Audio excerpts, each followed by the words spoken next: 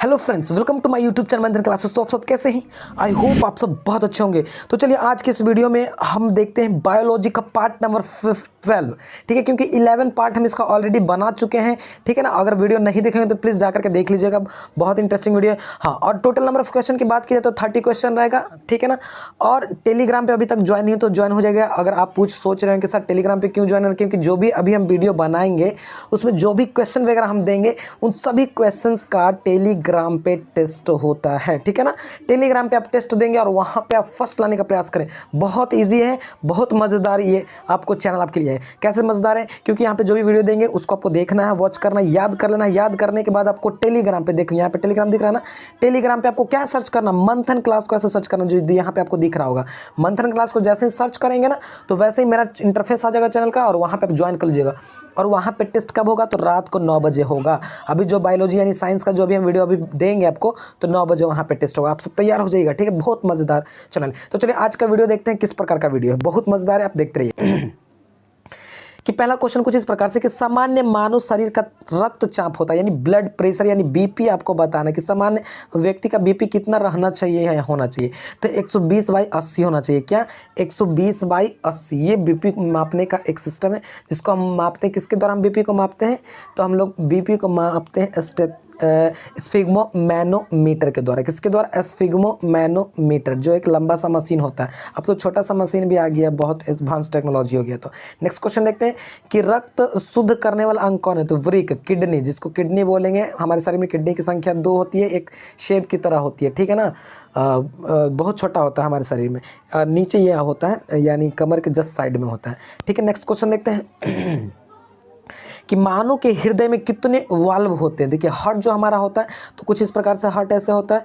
ठीक है ना, आप लोग देखेंगे जो प्यार वाला हार्ट नहीं बाबू, ये वाला हार्ट। ठीक है ना, कुछ इस प्रकार से ऐसे हार्ट होता है। और इसमें चैम्बर आपको बताना, तो इसमें 4 चैम्बर होते हैं। कितना चैम्बर? 1 2 3 और 4।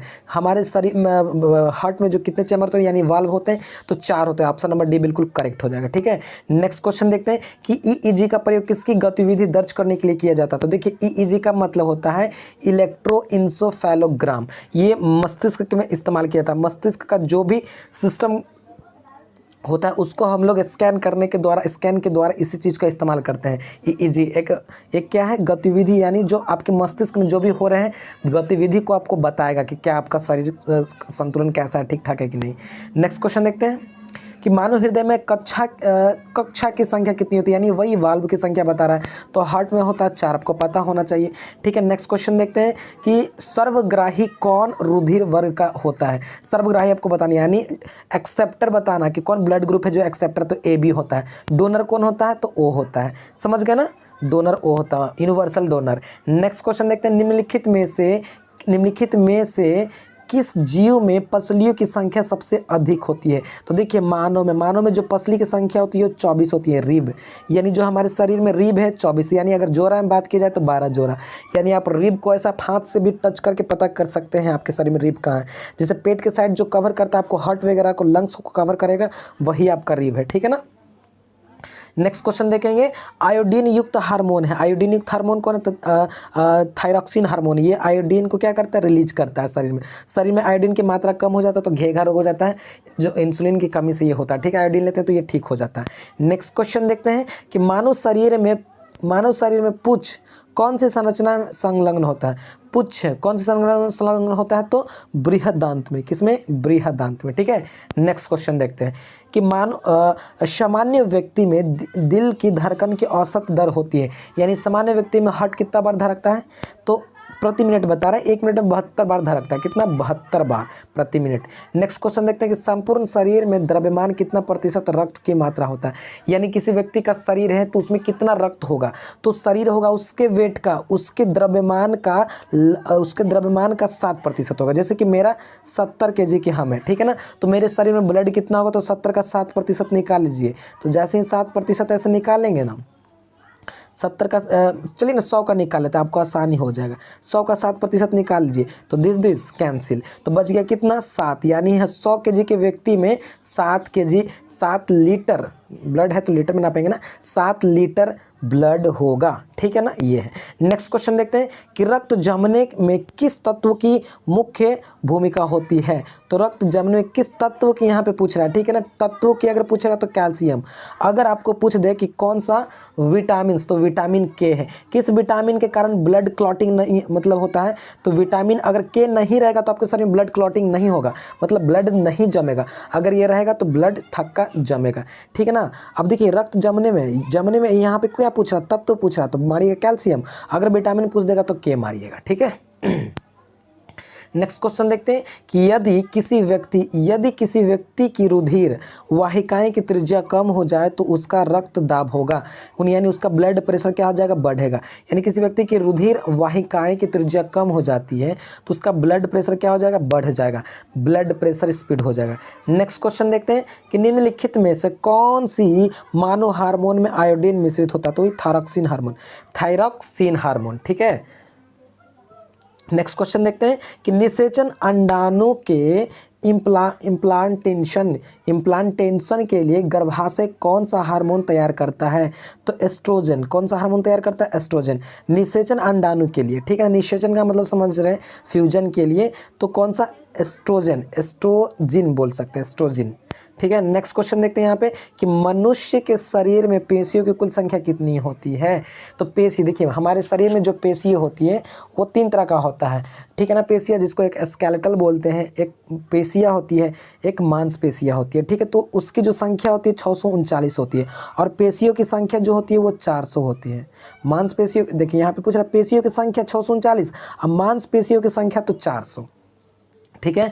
नेक्स्ट क्वेश्चन देखते हैं कि मनुष्य में मेरुदंड से कितनी जोड़ी तंत्रिका तंत्र निकलती है। आप सोच रहे हैं सर मेरुदंड क्या होता है, तो देखिए मेरुदंड जो हमारे शरीर के जो पिछला हिस्सा बैकबोन देखिएगा तो एक रीढ़ होता है, रीढ़ में कई सारे हड्डियों का गुच्छा होता है और वही रीढ़ हमारे मस्तिष्क के गुद्दे में जा करके जुड़ा हुआ रहता है, उसी को मेरुदंड बोलते हैं। तो उसकी संख्या 31 होती है। क्या मेरुदंड से कितनी तंत्रिकाएं तंत्र निकलती है, तो 31 तंत्रिकाएं तंत्र निकलती है, यानी 31 जोड़ा, टोटल कितनी है तो 62, ठीक है। नेक्स्ट क्वेश्चन देखते हैं, बाबू बहुत इंपॉर्टेंट क्वेश्चन ये सब है, कम से कम वीडियो को 2 टाइम्स देखिएगा। आप हमारे प्यारे स्टूडेंट हैं, मेरे प्यारे स्टूडेंट, आप इस बात को मानते होंगे, प्लीज़ वीडियो को 2 टाइम्स वॉच करिएगा, हाँ। और वीडियो को प्लीज़ शेयर कर दीजिएगा अपने मित्रों के पास, तभी ना वो ज़्यादा से ज़्यादा बच्चे आएंगे तो मज़ा आएगा, टेस्ट देने में भी, प्राइज़ लेने में भी मज़ा आएगा, ठीक है।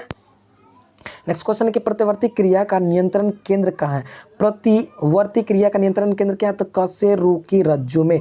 कशेरुकी का मतलब समझ गए, जो कि रीढ़ से जो भी ग्रुप्स ऑफ बोन्स हैं जो मस्तिष्क में जुड़ती हैं, वही प्रतिवर्ती क्रियाओं का नियंत्रण केंद्र है, ठीक है ना। चलिए नेक्स्ट क्वेश्चन यहाँ पे देखते हैं कि संसार का सबसे बड़ा पारितंत्र है। संसार का सबसे बड़ा पारितंत्र कौन है, तो सागर। आप सोच रहे हैं सर ये सागर वाला कैसा क्वेश्चन आ गया इसमें, तो देखिए बाबू पारितंत्र का मतलब होता है कि मतलब हमारे वर्ल्ड में, यानी हमारे पृथ्वी पे जितने भी जीव जंतु, जैसे कि पेड़ पौधा हो गया, जलीय जीव हो गया, या जंतु जीव हो गया, वनस्पति जीव, मतलब जितने भी जीव हैं उन सभी जीवों का जो निर्भर होता है ना वो सागर पर निर्भर करती है। यानी इससे जो भी जीव अपने जीवों को बनाए रखते हैं, अपने जीवन को बनाए रखते हैं ना, तो उसी को पारितंत्र बोलते हैं। यानी जैसे पूरा हम अभी किस पे निर्भर है, पेड़ पौधे पे निर्भर है, तो हमारा पारितंत्र कौन हो जाएगा, पेड़। लेकिन सबसे बड़ा पूछ रहा है संसार का, तो हो जाएगा सागर, क्योंकि सागर के द्वारा हम लोग, सागर क्या है 70% पानी को स्टोर किया हुआ, और उसी पानी के द्वारा हम लोग अपने जीवन को चला रहे हैं, है ना। उसमें कई तरह के जीव जंतु, उसके द्वारा कई फैक्ट्रियाँ, कई बड़े बड़े उद्योग वगैरह चल रहे हैं, तो उसी को बोलते हैं पारितंत्र, ठीक है। नेक्स्ट क्वेश्चन देखते हैं कि वायु एवं जल की क्रिया द्वारा भूमि का हटाव कहलाता है, अपरदन कहलाता है। ये आप जान रहे हो ज्योग्राफी टाइप का क्वेश्चन है कि वायु एवं जल की क्रिया द्वारा भूमि का हटाव क्या कहलाता है, अपरदन कहलाता है। यानी जब भी बारिश उरिश होती है या बाढ़ उड़ाता है तो नीचे का मिट्टी क्या होता है, दह जाता है, तो अपरदन यानी मिट्टी का कटाव, जस्ट लाइक समझ सकते हैं आप लोग, ठीक है। नेक्स्ट क्वेश्चन देखते हैं कि हाइड्रोफाइट कहते हैं, तो हाइड्रोफाइट क्या कहते हैं, अब देखिए जल में जो उगने वाला पौधा होता है ना उसी को हाइड्रोफाइट कहते हैं, यानी ऑप्शन नंबर ए बिल्कुल करेक्ट हो जाएगा। हाइड्रोफाइट जल में उगने पौधा, जीरोफाइट जीरोफाइट किसको कहेंगे? जो कि मरुस्थल में उगेगा, ठीक है ना, मरुस्थल जहाँ पे पानी वगैरह नहीं रहेगा, ठीक है। नेक्स्ट क्वेश्चन देखते हैं कि निम्नलिखित में से कौन सा पौधा मरुद्भिद है? कौन सा पौधा मरुद्भिद है? मरुभिद का मतलब होता है बाबू वैसा पौधा जो कि बिना पानी से बढ़ने वाला पौधा। ये ज़्यादातर रेगिस्तान में उगते हैं इस तरह का पौधा, जैसे कि हो जाएगा आपका कैक्टस हो गया, और ये जो कैक्टस देख रहे हैं, अन्य तरह के जो पौधे देख रहे हैं जो बिना पानी के उगने वाले। और एक चीज़ बताते हैं, कैक्टस का जो खासियत होता है वो 80 वर्ष तक ये पौधा जीवित रह सकता है। कितने वर्ष तक? 80 वर्ष तक। 80 वर्ष तक इसको ये कितना, ये जो होता है ना रेगिस्तान में जो भी पानी वगैरह होता है उसको स्टोर करके अपने अंदर ले लेता है और ये अपना उसी के द्वारा भोजन वगैरह करता है। तो यानी मरुद्भिद का मतलब हो गया जो बिना जल के द्वारा, यानी जो बिना बोल सकते हैं कि मतलब रेगिस्तान में उगने वाला एक तरह से पौधा होता है ये मरुद्भिद। इसको क्या बोलेंगे? निम्नलिखित में से कौन सा पौधा मरुद्भिद है? तो कीरल। कौन है? करील। कौन है? करील पौधा। अमरबेल तो है नहीं, नीम तो है नहीं, नीम तो आम अपने घर में उगता है, देखे होंगे, ठीक है। नेक्स्ट क्वेश्चन देखते हैं कि पर्यावरण के अजैव का अवयव का उदाहरण है वायु। पर्यावरण के अजैव यानी जीवन का उदाहरण कौन है? तो वायु, ठीक है। नेक्स्ट क्वेश्चन देखते हैं कि सौर ऊर्जा का सबसे बड़ा यौगिकरण कौन है? हरे पौधे। सौर ऊर्जा का सबसे बड़ा, यानी सौर ऊर्जा का सबसे बड़ा यूज करने वाला कौन है? तो हरे पौधे हो गए, ठीक है। नेक्स्ट क्वेश्चन देखते हैं कि एपिफाइट्स बहुत अधिक विकसित होती है। ऐसे पौधे जो अन्य पौधे पर निर्भर करते हैं वो क्या कहलाते हैं? तो यांत्रिक मदद हेतु, ठीक है ना, यांत्रिक मदद हेतु। नेक्स्ट क्वेश्चन देखते हैं कि रेगिस्तान में पैदा होने वाले पौधे क्या कहलाते हैं? तो जीरोफाइट। मैंने अभी बताया कि जो रेगिस्तान में पौधे पैदा होंगे जो बिना पानी के में अभाव में, तो उसको हम लोग जीरोफाइट बोलेंगे। क्या? जीरोफाइट, ठीक है ना। नेक्स्ट क्वेश्चन देखते हैं, यहाँ पे पारिस्थितिकी नीके के संकल्पना को प्रतिपादित किया था किसने? तो ग्रीनल्स ने। कितने? ग्रीनल्स ने प्रतिपादित किया था। पारिस्थितिकी नीके का संकल्पना को प्रतिपादित किसने किया था? तो ग्रीनल्स ने, ठीक है। नेक्स्ट क्वेश्चन देखते हैं यहाँ पे कि सबसे अस्थायी पारिस्थितिकी तंत्र है। सबसे अस्थायी पारिस्थितिकी तंत्र है तो कौन है? समुद्र। पारिस्थितिकी का मतलब मैंने अभी आपको बताया, जैसे कि देखिए पारिस्थितिकी या परिवर्तिती ये दोनों एक ही है। इसका मतलब हो गया कि जिसके द्वारा बहुत सारे जीव जंतु अपना जीवन को बनाए रखें, यानी जीवन शैली को बनाए रखें, जैसे कि हम लोग भी, तो उसी को बोलेंगे पारिस्थितिकी। तो वो सबसे बड़ा कौन है? समुद्र है। समझ गए ना। और उसका खोज किसने किया था? तो अभी आपने ऊपर देखा कौन है? तो ग्रीनल्स ने, ठीक है ना। नेक्स्ट क्वेश्चन देखते हैं यहाँ पे कि निम्नलिखित में से कौन सा कृषि कार्य पर्यावरणीय दृष्टि से उपयुक्त है? तो कार्बनिक कृषि। कौन कृषि? कार्बनिक कृषि, ठीक है। नेक्स्ट क्वेश्चन देखते हैं कि धूल प्रदूषण रोकने के लिए उपयुक्त वृक्ष कौन है? तो देखिए बाबू सब अपने अपने घर में, घर के अगल बगल में जहाँ पे जगह हो वहाँ पे आप नीम का पेड़ पौधा लगाइए, क्योंकि प्रदूषण ज़्यादातर प्रदूषण को रोकता है, ठीक है ना। धूल और प्रदूषण को रोकने वाला उपयुक्त वृक्ष है। बहुत ही इंपॉर्टेंट क्वेश्चन, आप इसको याद कर लीजिएगा। आप प्लीज़ आपसे एक अनुरोध है कि कम से कम आज का इस वीडियो का लाइक टारगेट रखते हैं 20 लाइक्स। देखते हैं कौन बच्चे इस लाइक को कंप्लीट करते हैं, टारगेट को कंप्लीट करते हैं, ठीक है ना। चलिए आज का पोलिंग क्वेश्चन देते हैं। आज का पोलिंग क्वेश्चन आपको मुझे बताना है। तो आज का पोलिंग क्वेश्चन बहुत इंपॉर्टेंट बच्चों, आप प्लीज मुझे बताइए कि कौन सा ऐसा धातु है जो कमरे के ताप पर द्रव अवस्था में रहता है? कौन अवस्था में? द्रव अवस्था में, यानी लिक्विड अवस्था में रहता है बाबू। कौन सा ऐसा धातु है जो कमरे के ताप पर लिक्विड अवस्था में रहता है? प्लीज कमेंट बॉक्स में मुझे फटाफट बताइए। देखते हैं सबसे पहले कौन बच्चे मुझे कमेंट बॉक्स में इसका आंसर देते हैं। मुझे आपके कमेंट बॉक्स का इंतजार रहता है, प्लीज बच्चों दीजिए। तो चलिए आज के इतना ही, फिर मिलते हैं नेक्स्ट वीडियो में। तब तक के लिए टेक केयर, बाय बाय।